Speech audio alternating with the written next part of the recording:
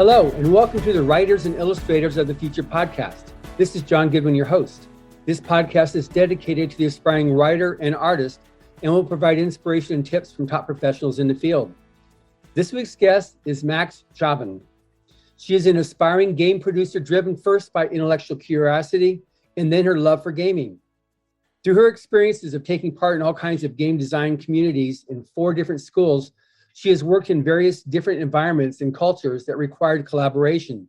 She has brought her ambitions into USC Games, where she will be working on larger collaborative projects in a more professional and connected environment. I met her as the winner in the Illustrators of the Future contest, published in volume 36, as a winner from Turkey. Welcome, Max. Hi, it's good to be here. Yeah, it's great to be able to have you. I really wanted to be able to have you on this podcast since first meeting you in person at the Rise of Future Awards Week. So this is great. We're finally getting together now. Yeah, absolutely. So I guess, first of all, tell me a little bit about your curve, because this is obviously it's the Writers and Illustrators of the Future podcast, and this is for aspiring artists in this case, who I think your personal story and your journey coming from a country in Turkey which doesn't celebrate the arts and still making it to achieve your dream. Tell me a bit about your journey and what you've gone through and the support from your family to achieving that. Okay, so, as you all know, I come from Turkey, and in my country, okay, obviously people do not celebrate the arts. They mostly do not care about the arts, and the art education and resources, even in terms of, art supplies, is very limited. And even if you can find the supplies or resources, they're very expensive. So you would either have to be rich, like super rich, and like be in a, well area, or you would get nothing essentially.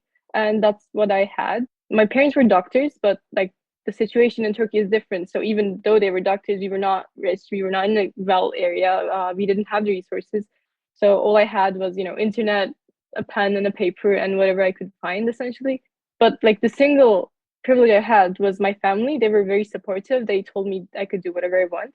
They didn't tell me to, pursue, engineering or being a doctor like the other families did, which was like really honestly helpful. But like that was the only thing I had, which is like part of the reason why I want to make the other artists out there aware that, you can do it. And like all you need is just a single person that supports you. Because essentially, when you start as an artist, there are lots of ways to become an artist. There are lots of materials you can use. They don't have to be, expensive. They don't have to be actual art supplies that those art shops sell. With my case, I used whatever I could find. And in school, I obviously didn't have an art education because, we didn't have any art education. We didn't have electives. We didn't have anything. It was just math, sciences, and all that stuff. So I had to, draw and illustrate and do all my art passion stuff besides the traditional school environment, which led me to have little to no free time at all, because it was art when I was outside of school, and it was schoolwork when I was in school. And yeah, it was just me trying to do my best, being passionate because I had someone by my side saying that I could do whatever I wanted to, and because they believed in me, I could keep on going, and my work paid off with Illustrators of the Future, and now USC, my dream program. So I'm telling you guys that all of you can also achieve this. That's great.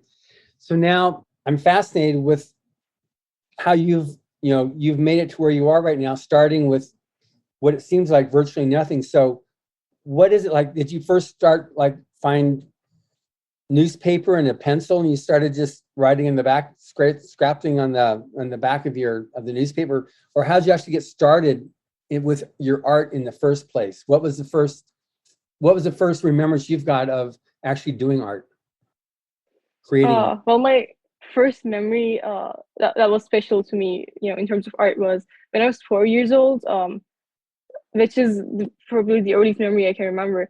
I was drawing a dog, I was doodling on a piece of paper like most children do. And then I remember thinking to myself, this is not an actual, this is not how a dog looks like for some reason. And then I kept thinking about, how its form was, how its nose looked and all that stuff. I wasn't doing anything, I was 4 years old. I was just, looking at a dog and trying to draw what I observed. And then my parents saw my drawing and they were like very impressed. And then like I don't remember my parents being that impressed about anything else.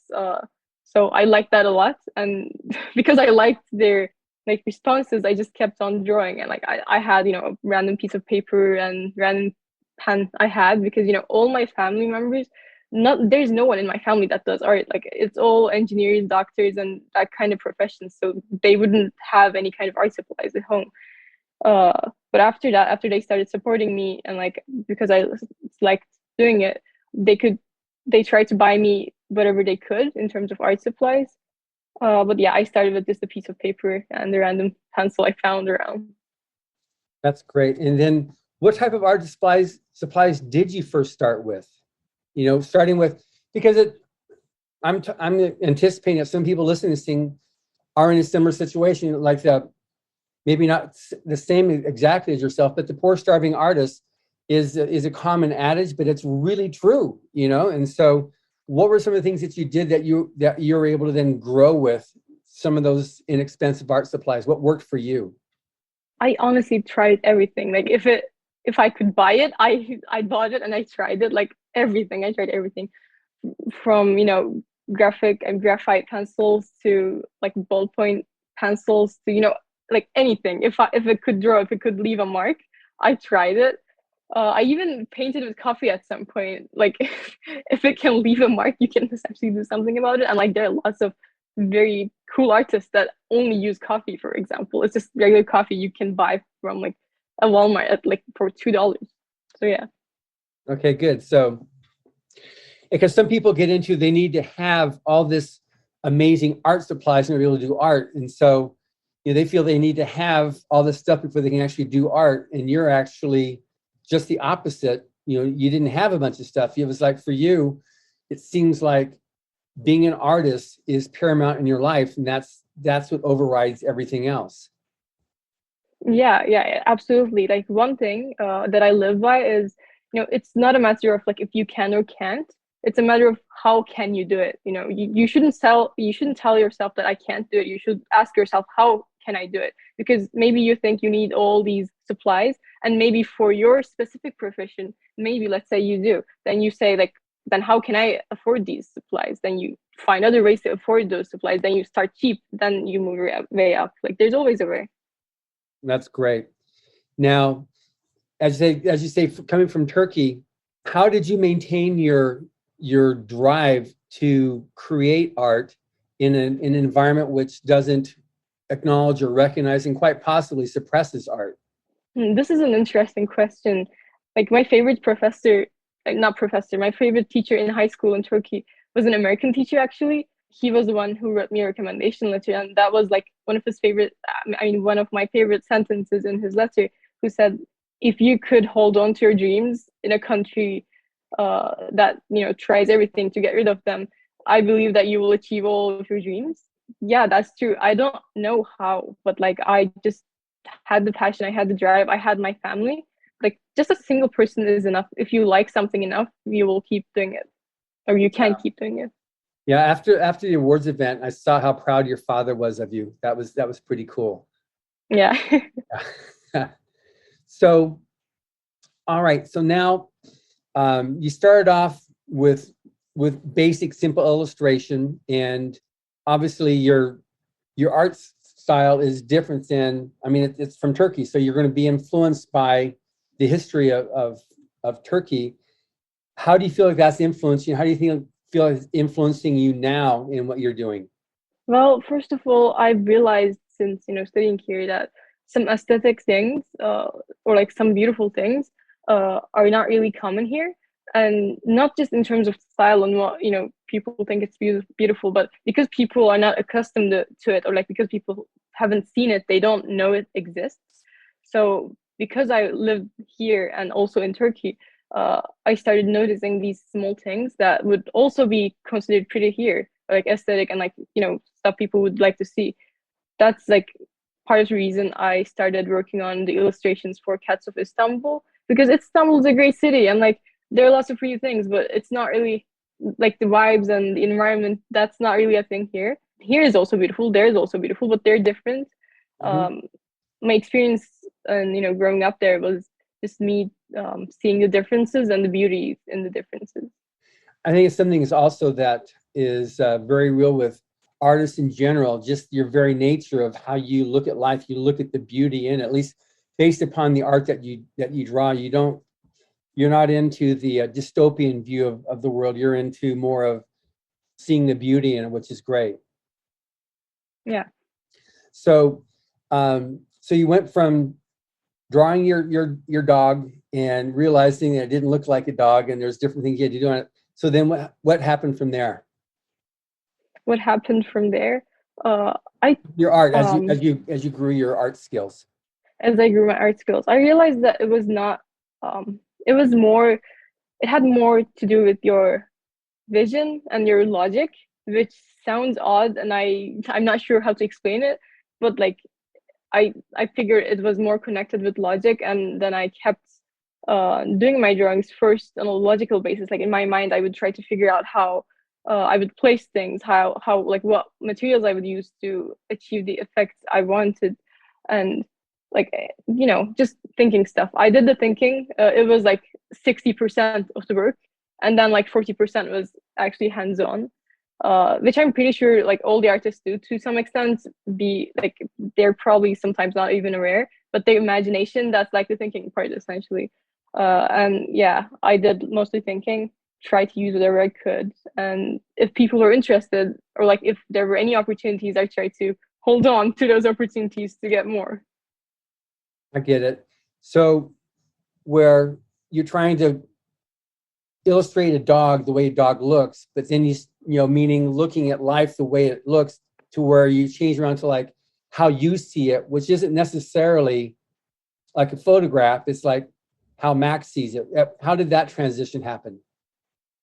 Oh, I guess that just happens with practice as you get to know yourself better. It's like, how people say you discover yourself in your 20s and you're such a different person when you're older and stuff. Like it's the same with art. When you practice it, you will, or your art style will change, and you will start to see things differently, or you will choose to see things differently, or like interpret things differently. It's just experience and, life. I get it. All right. So now, okay, so you were doing your art and your illustration. So at this point, we're talking about like, your dog and you were, that's my round reference here. It was elementary school. So then you moved through, I'm not sure how education gradients work in Turkey, but then middle school and upper school or high school. How did it evolve then from illustration to other forms of art while you were still in Turkey? What were some of the things that you ended up doing there? So I used to draw on the desks a lot, with, with the pencils I was supposed to be like solving multi-choice questions with, because Turkey education system only has, you solve math problems and that kind of stuff.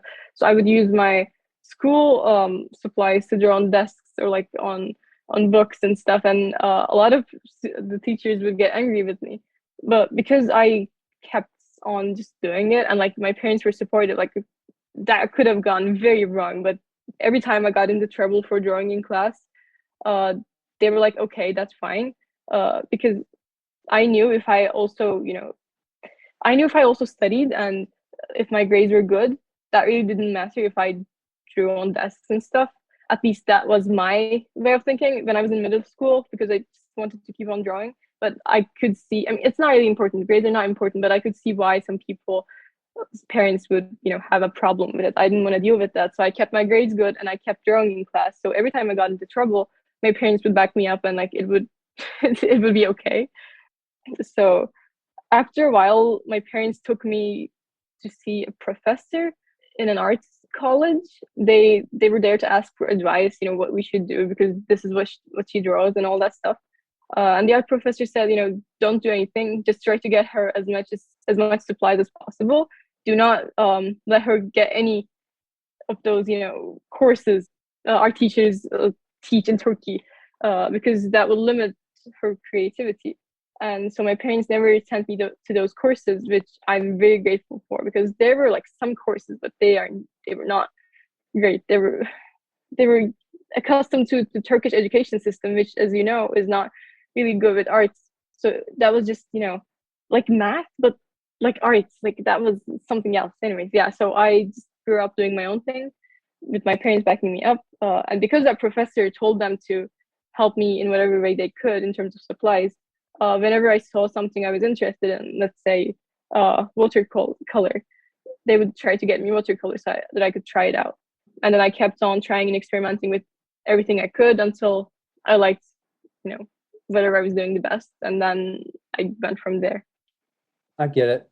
So at what point did it become a possibility for you to go to college, to go to school in the United States? So I was born in the United States. So I had a citizenship, and like I always wanted to study here, starting from first grade. Like I always knew I wanted to study here. My parents obviously didn't want to send their only daughter to college in another country, as well as my other family members. But since that was the only thing I would talk about ever since I was a kid, they kind of had to, go along with it. But they were supportive in the end. And I'm spending all this time doing art, like all the other artists. Like I'm giving away my time to practice, to draw, and all these stuff that are sometimes, actually in most cases, not supported. So I have all this work I have with me. So why can I not use it for, getting scholarships or being accepted to colleges? And I, being accustomed to using any opportunity I could have, I looked it up, I researched, and my parents obviously cannot afford to pay for college here. I'm not paying any money for USC because we don't have the resources. So I just researched. I had the dreams. Yeah, as long as you have the dreams, like you research, you find possible opportunities. If there are none, you create your opportunities, and that's what I did. Oh, that's great.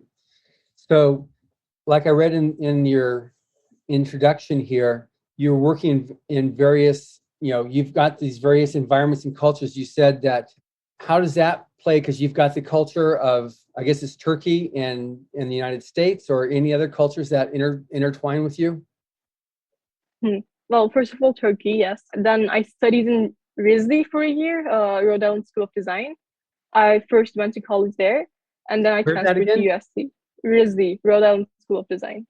Yeah, so that was like my first year. Then I went to USC. But before that, I went to summer camps in Ringling College of Art and Design and Michigan State University. So in all of these environments, I worked on creative projects, and it was like eye-opening for me because all the people I met and like the differences they had, even in like game development, which is a very specific thing, they would have so many different ways of doing things. And my experience of transferring and going to those places to study for a few months, that helped me a lot in terms of seeing different perspectives combined with my background of Turkey. Yeah, so that helped me honestly every day. Well, that's great. So you are now at USC, which for anybody who doesn't know is the University of Southern California, located here in Los Angeles, California. So you commented at the beginning that you like working with others, you like collaborations. How did that evolve? So USC is for game design right now, for many years, honestly, is the number one game design school in the world. And the people here for game design are absolutely incredible, and they're always working on projects. There are projects all the time, and you could be part of any of them. There is a recruitment process and everything, but you apply, and like based on your skills, you can get a job. You can start working in these projects. So I saw one of these projects, and first of all, I didn't really think I would be working in these in my first semester because it's my first semester. I'm trying to get make friends, regular college experiences. But one of them stood out, and I ended up reaching out saying, "Hey, I don't have much experience, but I would love to learn from you guys," because they were all seniors or like graduate students working on this huge project. And I ended up starting as a level designer for that project after they saw my portfolio. And after a few months, I realized that because of my background experience with all the art stuff, like, everything that led me to, winning Illustrators of the Future, that helped me a lot. Like I saw that the artist team, for example, in my project right now, it's a team of 40 people. We have 11 artists. And I saw some problems in terms of, how great our artists were, but like they were not working in their full potential. So after that, after my level design experience and getting accustomed to the project, I talked with the director about all this, my experience and what I was saying and all that stuff, which led me to me working as an art producer lead. So right now I work for Dreamland Confectionery. It's the largest game project in USC Games right now, and it's I'm leading 11 artists. I'm managing their tasks and all those stuff, and they're doing amazing work, which is thanks to Illustrators of the Future, because after that workshop I had with them, I realized like how much I love working with the artists. I love my art background. I love doing art still, but I love it even more when other people, other artists live up to their full potentials, because they have so much to offer. And like if I can make that happen, that would be, good for everyone. And I like that. Well, that's great. So you mentioned the workshop. So briefly describe what the workshop was like for you. Workshop for me was more about networking and seeing and like meeting people, because I care about people a lot. That's part of my job. And meeting all these illustrators and they're like seeing their amazing work, that was very inspiring for me. I mean, besides all the industry experience and knowledge these people presented us with, because that's like honestly a huge help, because technical stuff you can learn online, but industry experience, like all their stories, you cannot learn that from anywhere else. Only people can tell you that. Yeah. So I mean that besides that was a huge thing. Also the other people, like other illustrators, and it was in person too, so that helps a lot more. Seeing them in person, experiencing it, it had a different vibe. It was a beautiful experience. That's great. Any particular of the sessions at the workshop that you got more out of than others, or that you remember better, like either with Echo Chernick, who's the coordinating judge, or Dan Dos Santos, or I mean, you would have gone through several of our judges speaking to you. Not exactly. It was not exactly a session for when they were speaking, but in one of the live figure drawing sessions, I got to see how, like, including the judges, how they worked, and it was very different for a lot of different artists.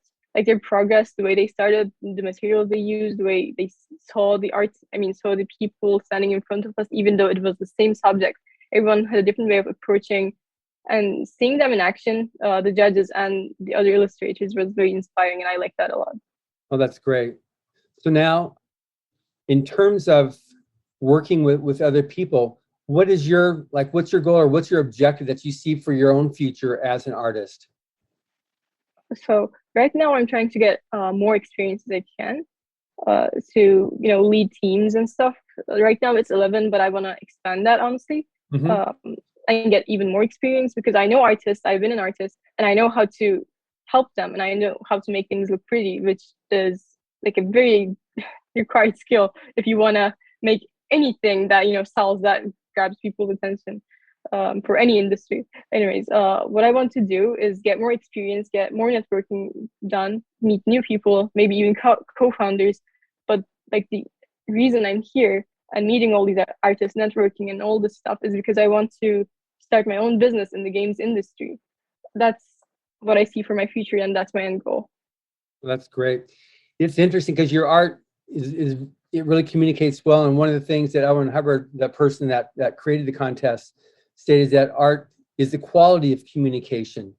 So that with what you're doing with your various environments and your various cultures, you're able to reach out and touch a lot more people with your art than someone who's maybe not as rounded in your experience with people. Yeah, absolutely. It is so important to like understand more than your responsibilities, because you might be doing something not related to art, not related to anything, but you're gonna work with people. They're doing their own thing, and if you understand what they're doing, or if you have experience, even that's even better. You can be a better communicator. You can understand them. You can empathize. You like all the soft skills and all the like emotional connection and relationship building becomes much more meaningful, and you suddenly have much more access to everything around you, because you can form these relationships, because you can build these networks, and that's like very important. Which is absolutely correct. So the awards gala, I mean, you look awesome there with your dress, and both your parents, they were so proud. It was like, I look back afterwards at the various photos, everybody, and there's you with your family. It's just like proud papa. And then obviously he posted his post on social media there. But what was it like? Briefly describe what it was like for you being at the awards event. It was very surreal, definitely. I mean, I was not used to anything like that. Like, never. We didn't have our own prom, like, considering the lack of experience we had and anything fancy.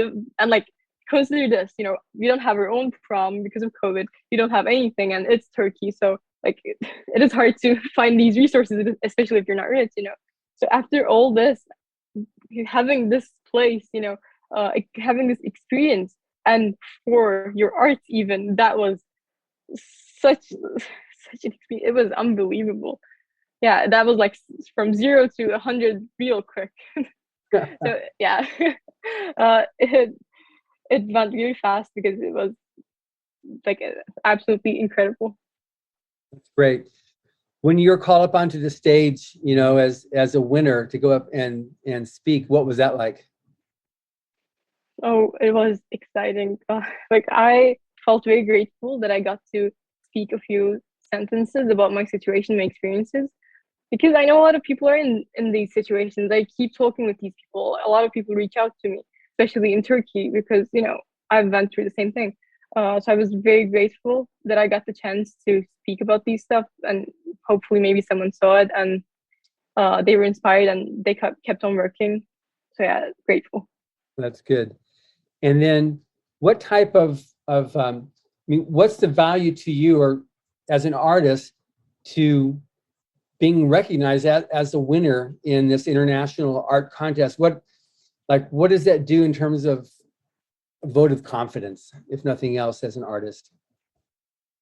Definitely a lot, because I feel like a lot of artists suffer from the fact that there are lots of photorealistic artists out there, and they do great. Lots of different kinds of artists, lots of professionals, and sometimes artists tend to compare their work to other artists. Maybe thinking, is this good enough? Should I, maybe draw more realistic? Like, what am I doing? Like, imposter syndrome. And something like this, like, boosts your confidence a lot, because that even, like, no matter what style you're drawing in or illustrating in, you have this to back you up. Yeah. So whatever someone may think or say, that doesn't change the fact that someone recognized your work and, like, it was something big. That's great. It's funny because one of our judges, who now, Craig Elliott, who works at Disney, but he was the art director at Netflix for a while. When I had him on the podcast last year, he said he knew about the Illustrators and Writers of the Future contest when it first started coming out. He never entered because he never thought he was good enough. And yeah, a lot of people. You're talking about like the imposter syndrome. So he thought like, oh, I could never be that good. But yet here he is now. He runs all the animation at Netflix. Now he's moved over to Disney. A lot of what you see in animated movies is his creations. Those are his designs, And so that's one thing I'd like to address a little bit more, is just the imposter syndrome and what your take is on it, and why it's important not to succumb to that, but to still persist on your own dreams and don't be your own worst enemy. So talk a little bit about that if you can, please. Okay, so the reason, as I might have mentioned, that I like to support people and, like, tell about my experiences is that I was lucky enough to have my parents believing in me and nothing else. So because that was the situation, I was able to understand that, like, even a single person, even if you have nothing, like, a single person believing in you can change a lot, because it's all about you. It's all, like, everything you can do. It's all within your skill set, or if it's not, you can grow that skill set. It's, like, possible. And there are many proofs of that happening with, people coming from low income families, people coming from nowhere. So essentially, that I'm here to tell people that they can, and I would love to be that one person that's believing in them, because I've seen it happening many times. It is possible, and anyone can do it if they have the passion, if they like it enough. As you said, with the, like, Disney executive and like the head of Netflix, the previous head of Netflix, he didn't even think that he was good enough for a contest, which he's now being involved in more than just a contestant. So obviously everyone can do it, and especially the artists. Good. Now, did you ever have to deal with someone saying like, don't do art, you need to be more responsible for your future, you need to be an engineer, you need to be a doctor, you need to do something that's going to better guarantee your future? Did you ever have to deal with that? Oh, all the time. I mean, nearly everyone around me. I mean, I was lucky enough to have a supportive circle, but it is Turkey. Like, the majority of population don't know or care about arts, and the teachers and lots of people around me, like a lot of influential people around me. Like, I never got any respect for my art from my high school. Even when I told them that when I won the Illustrator award for this competition, they didn't care. Which is like very funny because they're a small high school in a random city of Turkey, and this is a great marketing opportunity for their high school. Some student is winning an international art award, but they didn't care. That's how much uneducated, or like how much, God, how less value to art there is in my country.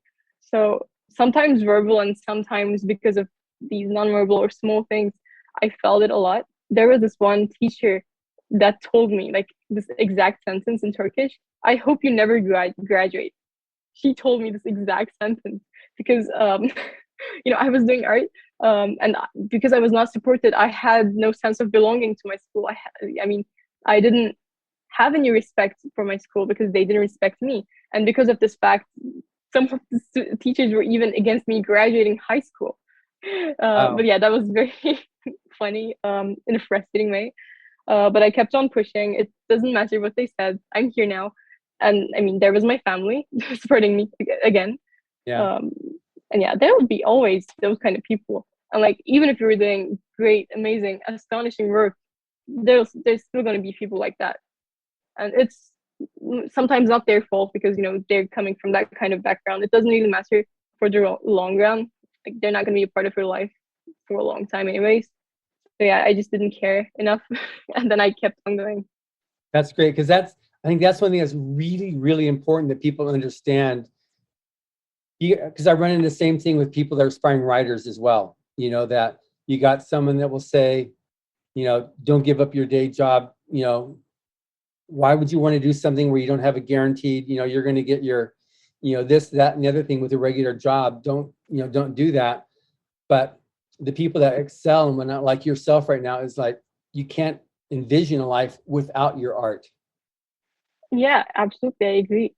A lot of people need this support in their lives because they do amazing work, and sometimes it goes unrecognized because some other people around them are telling them not to quit their day job, which is very wrong. It is absolutely incorrect that you cannot make a living with your passion, and it is again incorrect that if you like art, you can do a lot of things related to art and like as an artist, but you don't have to work as a freelance broke artist everyone thinks you are.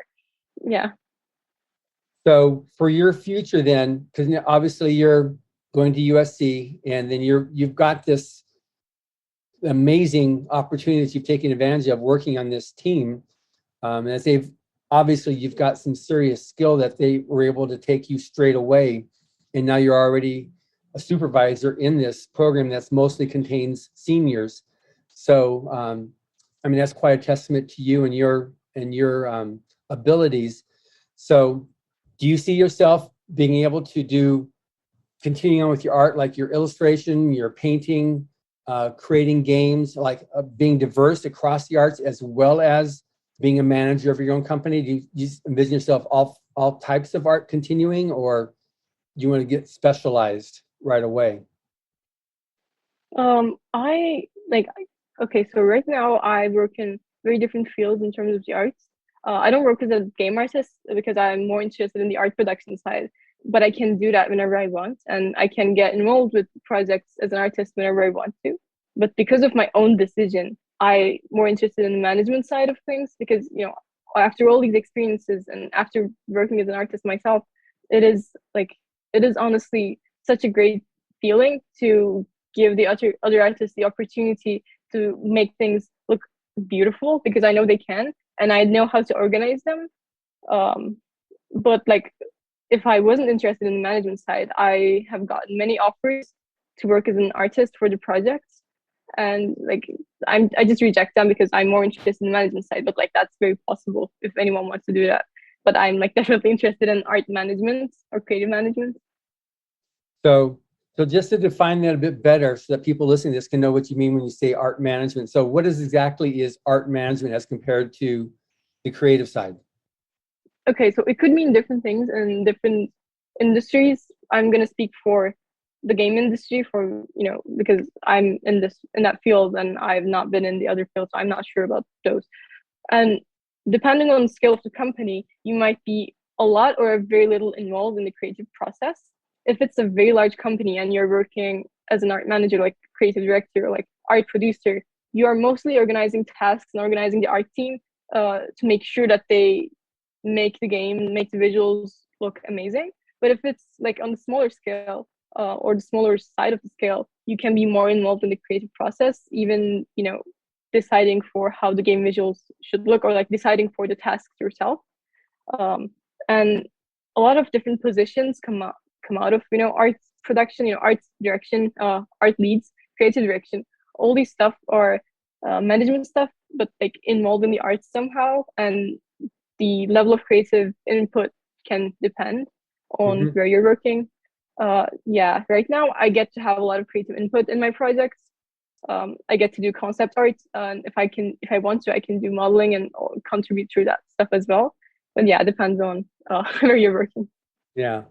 So I guess with respect to other aspiring artists, because you're like the leader of the pack with what you're doing here.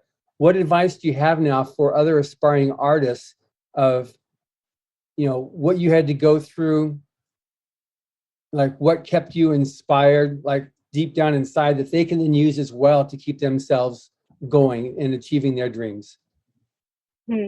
I would say, like, live the life to the fullest with your passions as much as you can. Because for me, I found this one memory, one experience that just stayed with me for my whole journey. And whenever something was hard, whenever I wanted to give up, whenever I had a big obstacle, I could go back to that memory. I could go back to the experience and say, well, this is my reason. You just have to find yourself a reason, so that because life will be hard. You're gonna fail a lot, like, but you have to get up every single time. You have to find a reason to keep getting more opportunities, to keep making opportunities, to keep going. I get it. So, and if you don't mind sharing, what was that reason for you? What was that? Yeah, it doesn't have to be something big. With me, it was like one night. It was 5 a.m. in the morning, and I was playing Rainbow Six Siege with my friends on the PlayStation 4.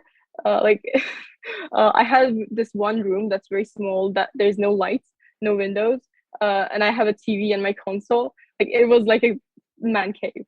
I was in that man cave playing Rainbow Six Siege with my friends at 5 a.m., sleep deprived. And for that moment, we were in custom game mode.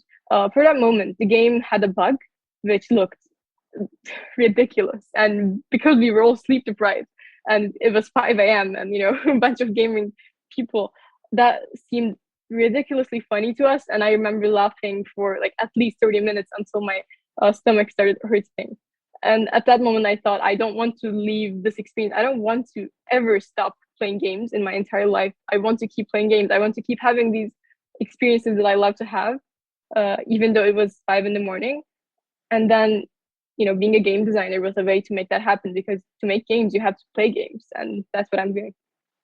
Well, that's great. So that's what keeps you going, no matter what, with any difficulties or humps that are really hard to overcome.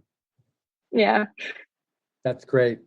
So I guess then for the aspiring artist or illustrator, anything that, again, we'll go back to this a bit then on just the whole way that you went ahead and overrode all the obstacles and barriers, because that's something that, especially here in the United States, there's a tendency to think that things are owed to one. It's And that's a definite liability, because it's just, at some point they realize, if you're going to get something, you need to work for it and get it. So again, let's go over a little bit about your whole, how you capture each step of the way, how you owned it and overcame it, and then take your next level up, like your mindset. Okay. So here, because United States, in terms of welfare and people's lives and like what they can afford, their opportunities, because of the country essentially, because it's so much better than most places, it is somewhat understandable that people don't really realize what's actually going on outside of the States and what people do not have. But actually, you're not owed anything.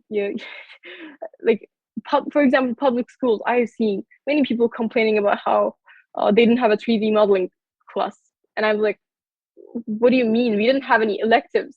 We didn't get to choose anything. Like the smallest things they have. And like, even if you don't have any electives, let's say you don't have anything, let's say your school is the worst of the worst, because it's the United States, you can find an art club, an art course, like a studio somewhere nearby. I didn't have none of that in my city, like nothing, absolutely nothing. And that's okay. That's how they were raised, that's what they've seen. But it's, at some point, it's important to realize that if you don't have something you want, you go get it. And if it's unfair, then that's how it is, because life is unfair and it's going to keep being unfair. Like, some people are privileged, some people are not. That doesn't change the fact that you can get whatever you want with enough work. And in my case, I looked up a lot of different art studios in my city, which turned out to be not so art studios, and like none of them worked. So I went to the internet and I contacted a lot of people. I did my research. I found all the summer programs I could apply to that could give me scholarships. And then I applied to those things. I researched how to get those scholarships. I researched how to be a good candidate, because it's all on the internet. It's all there. Like, I didn't have the physical resources, but I still had internet, which I'm sure a lot of people here also have. Yeah. So I went to those I went to those summer camps. For example, with Ringling, it was an art pre-college program. My focus was in game art and game design in there too. And I won a scholarship. It was a group of 200 people, and they gave a scholarship to 3 people, if I remember correctly. And with that scholarship, I essentially went there for free. And I had set myself a goal. If I could get that scholarship, I was gonna use the money I saved to buy an iPad. And after I won, I then allowed myself to buy an iPad with the money I saved, not the money my parents gave me. And then after that, I got more into digital art and stuff. So it was just, one step at a time. You start with the internet, you start with whatever you have. If whatever you have is not enough, you find more online resources, because at this point with COVID, it made it so much easier to access online resources.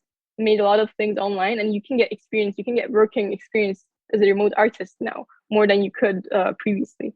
So yeah. That's amazing.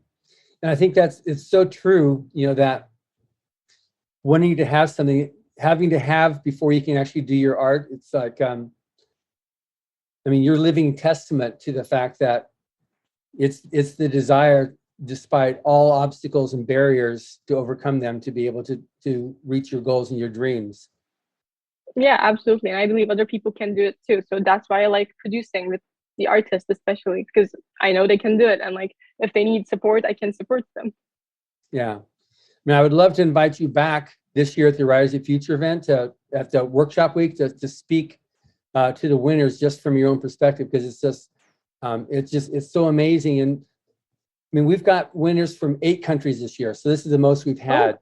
So it's really good. It's continuing to grow. And I know that as a result of this podcast, when this goes live, it's going to result in that many more people realizing that they don't need to buy into all the, the can't be dones, the things that, to give up your hopes and to dash your dreams, because you're living proof in all your glorious red color there that, that it really can be done.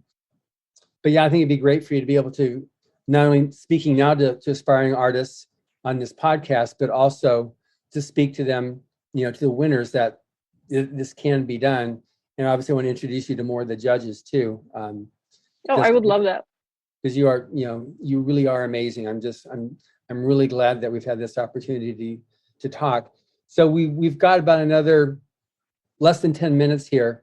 So any particular messages that you wanted to relay yourself to the, I guess, to aspiring artists or people that are even thinking about wanting to have a dream about being an artist? Well, for this whole time I've been talking to you, but I would want to use this chance to talk to the artists, like specifically artists. Like I can say that I believe in you. Like I personally believe in you, even if I haven't seen your work yet. Because even if I haven't seen your work, and even if you think or actually are a very beginner and your skill level is very low, I've seen many artists going from 0 to 100 real quick because they were so passionate. And like even in a span of 2 years, I've seen artists like develop incredibly. Like it was just stick figures to actually realistic paintings in a span of 2 years. And like I've seen this happen many times. Absolutely, honestly, I can say that I believe in you and I would be supporting you if you want to reach out to me. I'm sure my contact information for my social media accounts would be shared here, hopefully. So yeah, you can reach out. I would love to talk and support you. That's amazing. So I guess then the last thing is, do you see yourself ever migrating back to Turkey, or now that you're here in the States that you're going to stay here and just create and continue to expand here in the United States? Well, two things. First of all, the opportunities I have are enormous. Like compared to Turkey, it is beyond anything I could get there. And if I want to help anyone in Turkey, the best thing I can do is expand here and then extend help over there. So I'm definitely going to stay here. Also, as a woman, it is easier to live here, I have to say. No doubt. That makes sense that you can actually probably do more for artists in Turkey from a stable place here in the United States and be able to reach out to them. You're bilingual, correct? Yeah. So quite possibly English is your second language rather than your first language. Oh, yeah, absolutely. I lived in Turkey ever since I was 1. So yeah. So is there anything you'd like to say in Turkish to the artist? Because that'll be part of this as well. Oh, yes, absolutely. Ben size inanıyorum ve kesinlikle yapabilirsiniz.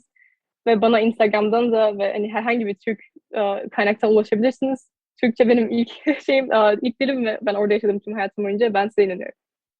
And that's it. Okay, good. Well, this has been great speaking with you, and like I said, I'm just so happy we did this interview. You're a true inspiration, and I'm glad to hear. Yeah. So with that, we're going to wrap up this interview. So thank you very much. Yeah, absolutely. For those of you wishing to reach out to Max, you can find her at irmakcav.com. That's irmakcavun.com, or you can email her at irmakcav@gmail.com. That's irmakcav@gmail.com. Yeah. And thank you for listening. Subscribe to the Writers and Illustrators of the Future podcast wherever you get your podcasts. We've also been syndicated on the United Public Radio Network, where you can find these podcasts as well. Writers and Illustrators of the Future are contests created by L. Ron Hubbard to provide a means for the aspiring writer and artist to be seen and acknowledged. It is free to enter and open to amateur short story writers and artists of science fiction or fantasy. Again, thank you very much, Max. Good to be here.